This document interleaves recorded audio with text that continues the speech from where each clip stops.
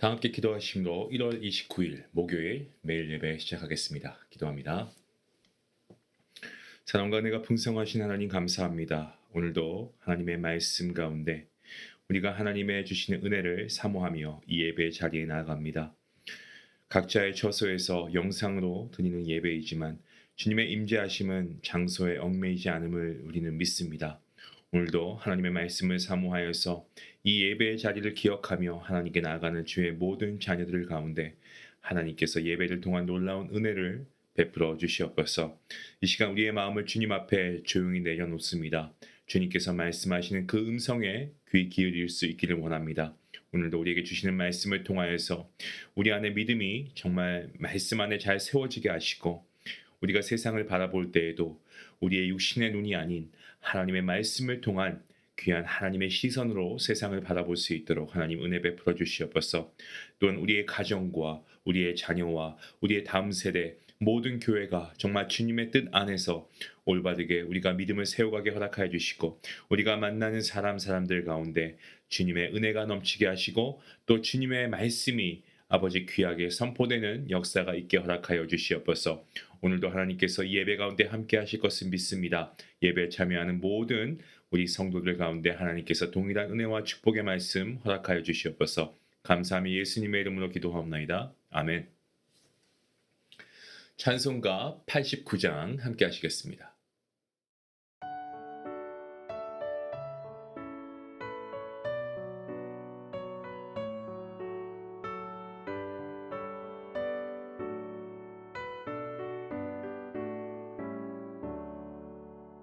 샤론의 꽃 예수 나의 마음에 거룩하고 아름답게 피소서. 내 생명이 참 사랑의 향기로 간 데마다 풍겨나게 하소서. 예수 나의 주여 샤론의 꽃 나의 맘의 사랑으로 비소서. 샤론의 꽃 예수 이 세상에서 어느 꽃과 비교할 수 있으랴. 나의 삶의 한결같은 은혜와 사랑으로 가득하게 하소서. 예수 나의 주여 샤론의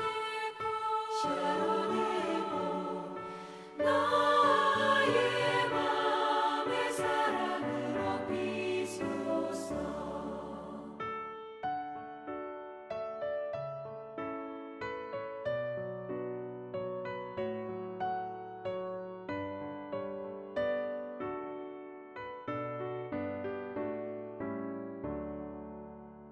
샤론의 꽃 예수 모든 질병을 한이 없는 능력으로 고치사.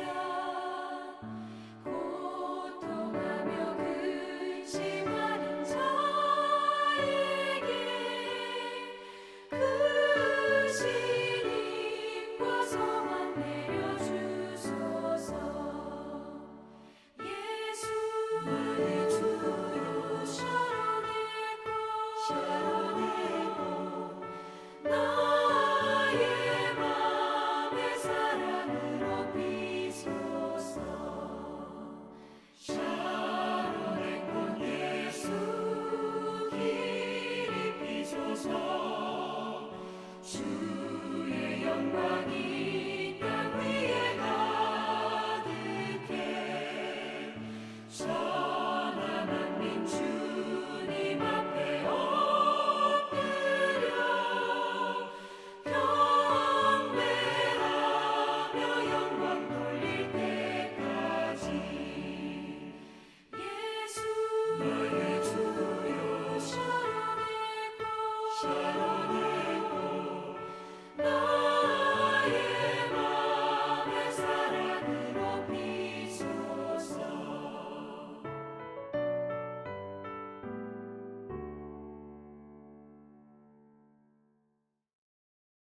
오늘 함께 볼 말씀은 마태복음 8장입니다.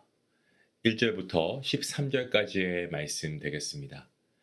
함께 말씀을 읽도록 하겠습니다. 예수께서 산에서 내려오시니 수많은 무리가 따르니라. 한 나병 환자가 나와 절하며 이르되 주여 원하시면 저를 깨끗하게 하실 수 있나이다 하거늘 예수께서 손을 내밀어 그에게 대시며 이르시되 내가 원하노니 깨끗함을 받으라 하시니 즉시 그의 나병이 깨끗하여진지라. 예수께서 이르시되 삼가 아무에게도 이르지 말고 다만 가서 제사장에게 내 몸을 보이고 모세가 명한 예물을 드려 그들에게 입증하라 하시니라. 예수께서 가버나움에 들어가시니 한 백부장이 나와 간구하여 이르되 주여 내 하인이 중풍병으로 집에 누워 몹시 괴로워하나이다. 이르시되 내가 가서 고쳐주리라. 백부장이 대답하이르되 주여 내 집에 들어오심을 나는 감당하지 못하겠사오니 다만 말씀으로만 하옵소서. 그러면 내 하인이 낫겠사옵나이다. 나도 남의 수하에 있는 사람이요 내 아래에도 군사가 있으니 이더러 가라 하면 가고 저더러 오라 하면 오고 내 종더러 이것을 하라 하면 하나이다. 예수께서 들으시고 놀랍게 여겨 따르는 자들에게 이르시되 내가 진실로 너희에게 이르노니 이스라엘 중 아무에게서도 이만한 믿음을 보지 못하였노라. 또 너희에게 이르노니 동서로부터 많은 사람에 이르게 되어 아브라함과 이삭과 야곱과 함께 천국에 앉으려니와 그 나라의 본 자손들은 바깥 어두운 데 쫓겨나 거기서 울며 이를 갈게 되리라. 예수께서 백부장에게 이르시되 가라 내 믿은 대로 될지어다 하시니 그 즉시 하인이 나으니라. 아멘. 오늘 본문 말씀은 예수님께서 산상수훈을 마치시고 산에서 내려오신 직후에 일어난 두 가지 치유의 사건입니다. 사람들이 예수님의 이 표적을 보기 위해서 정말 구름대같이 몰려듭니다. 하지만 예수님께서는 우리의 변화시키는 그 핵심은 기적 그 자체가 아니고 말씀이라는 것을 예수님께서 우리에게 말씀하고 계시죠. 그러니까 표적이 변화의 동기는 줄 수 있을지 몰라도 우리를 그리스도인답게 살아가게 하는 것이 결코 표적이 될 수는 없습니다. 오직 하나님의 말씀에 달려 있는 것이죠. 예수님께서 산에서 내려오실 때 한 나병 환자, 문둥병자라고도 하고 또 한센병자라고도 하죠.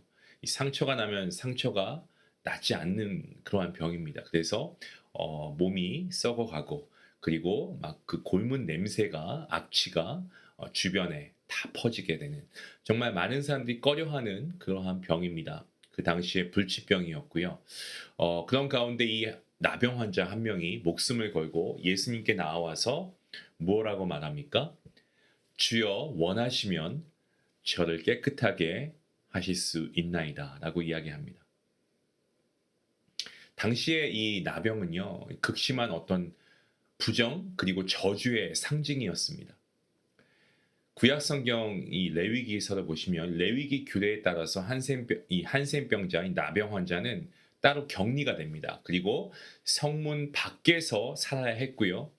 그들 스스로 막 옷을 찢고 머리를 풀고 다니면서 나는 더럽고 부정합니다. 이런 것을 외치면서 주변 사람들로부터 멀어져야만 했습니다.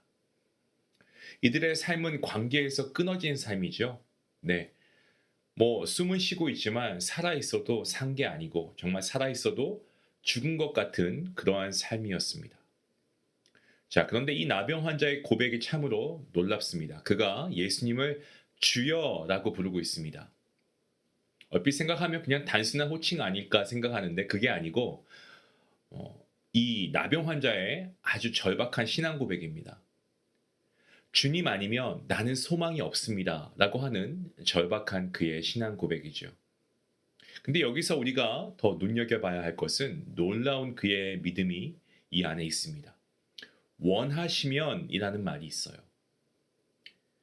나병 환자 입장에서 어떻겠습니까? 정말 치유가 간절하지 않았겠습니까? 그럼에도 불구하고 그 간절함을 주님의 뜻 아래에 두고 있습니다. 한 장면이 떠오르지 않습니까? 저는 이 겟세마네에서 주님께서 기도하실 때 내 원대로 마시옵고 아버지의 원대로 하옵소서라고 기도하시지 않았습니까? 이와 같이 정말 성숙한 믿음은 원하면 순종하고 원치 않으면 안 하는 그게 아닙니다.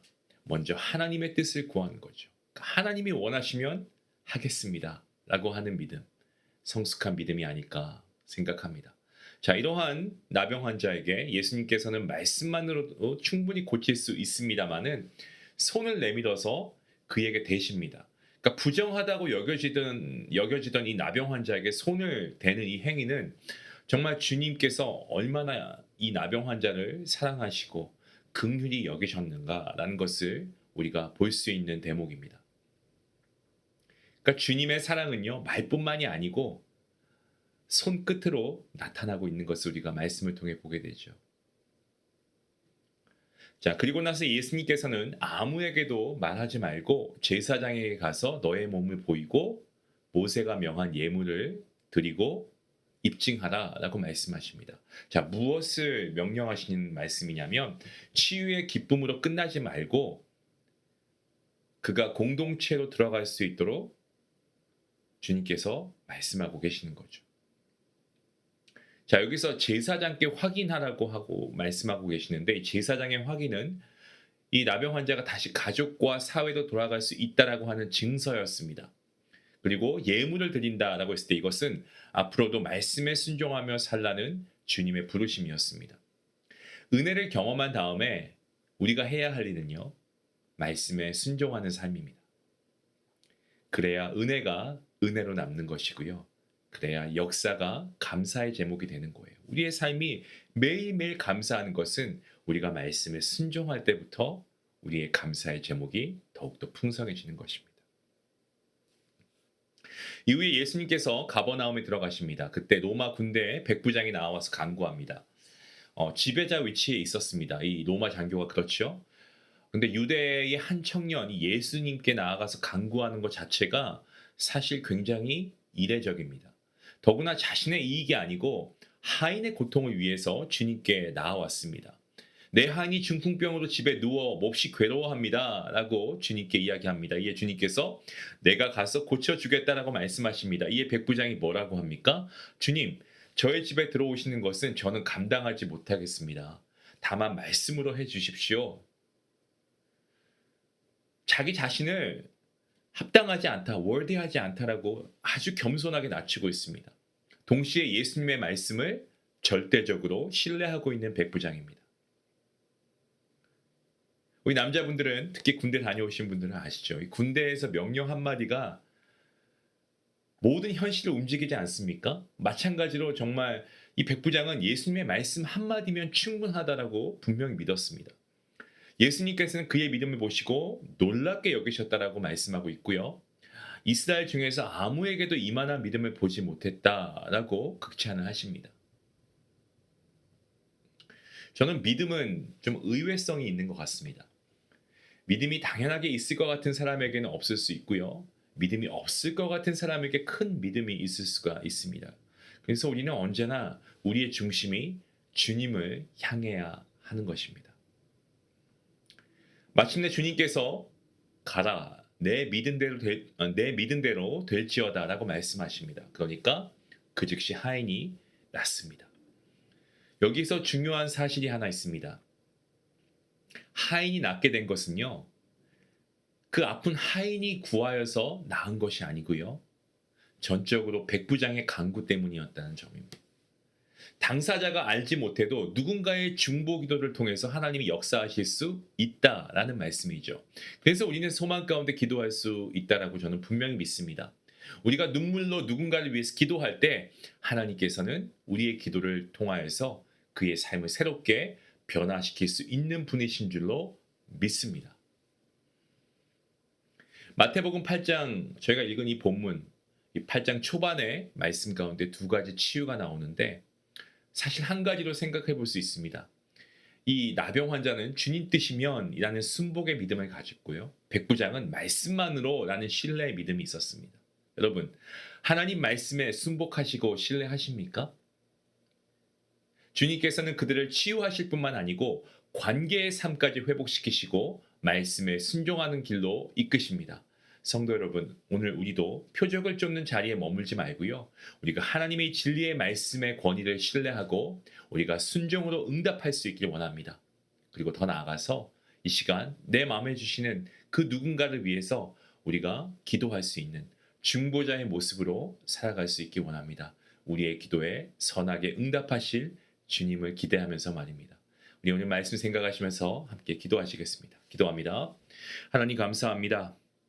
나병 환자가 주님 원하시면 저를 깨끗하게 하실 수 있습니다 라고 고백했던 것처럼 우리 모든 성도님들도 주님 되심을 우리가 믿음으로 고백해 허락하여 주시옵소서. 백부장이 다만 주님 말씀으로만 하옵소서 그러면 내 한이 낫겠사옵나이다 라고 주님의 말씀을 신뢰했던 것처럼 우리도 주님의 말씀을 온전히 신뢰하게 하여 주시옵소서. 그리하여서 우리가 정말 주님께서 우리에게 허락하신 아버지 귀한 믿음의 주의 백성들로 이 땅 가운데 빛과 소금의 역할을 감당하는데 부족함이 없도록 또 주님의 제자로 살아가는데 우리가 믿음을 가지고 살아갈 수 있도록 하나님 함께 하여 주시옵소서. 이 모든 말씀 예수님의 이름으로 기도하옵나이다. 아멘. 오늘 말씀을 생각하시면서 여러분에게 지금 떠오르는 한 사람이 있습니까? 뭐 한 사람 이상이 될 수도 있고요. 가족이 될 수도 있고 교회 믿음의 공동체 중에 어느 성도가 될 수도 있고 아니면 여러분의 친구나 동료나 뭐 지인이 될 수도 있고요. 그 사람에게 힘든 어떤 기도 제목이 있는데 그 사람이 교회를 다니지 않아도 여러분이 그 사람을 위해서 기도해 주시면 어떨까요? 그리고 가장 좋은 기도 제목은 교회를 다니지 않는다면 그 사람이 하나님께 나올 수 있도록 오늘부터 한번 기도해 보시면 어떻겠습니까? 우리의 기도에 응답하시는 주님께서 오늘 여러분의 기도를 기다리고 계십니다. 우리 믿음으로 함께 하나님의 말씀을 신뢰함으로 기도할 수 있는 우리 모두가 될 수 있기 원합니다. 함께 기도하시겠습니다.